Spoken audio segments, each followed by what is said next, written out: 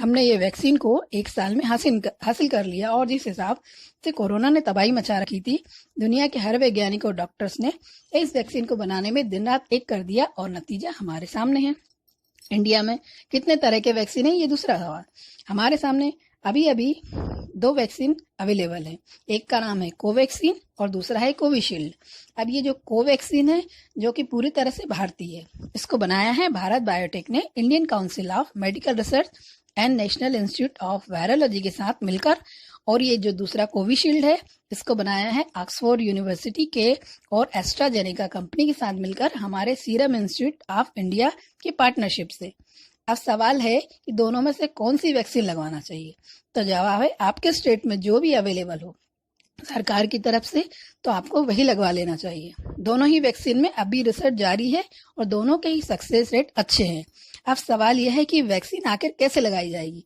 तो जवाब है, सब वैक्सीन लगाने के अपने अपने तरीके होते हैं, जैसे कि इंट्रामस्कुलर, इंट्राडर्मल। तो ये जो वैक्सीन है, इसको इंट्रामस्कुलर लगाया जाएगा, यानी कि डेल्टाइन मसल, यानी कि ये एरिया इसमें लगाया जाएगा। इस वैक्सीन को कितने डोजेज लगेंगे और दोनों वैक्सीन के बीच कितना गैप होना चाहिए।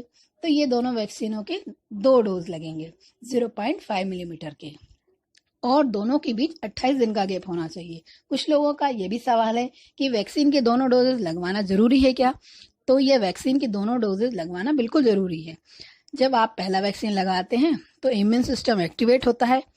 इम्यून सिस्टम इस वैक्सीन को समझने में थोड़ा टाइम लगाता है, एंटीबॉडीज बनते हैं और साथ में मेमोरी सेल्स भी। और फिर जब 28 दिन के बाद वैक्सीन का दूसरा डोज लगाया जाता है तो इम्यून सिस्टम को एक्टिवेशन में ज़्यादा मदद मिलती है और मेमोरी सेल की वजह से एंटीबॉडी और अच्छे से बनते हैं और आपका इम्यून सिस्टम और अच्छे से एक्टिवेट हो जाता है।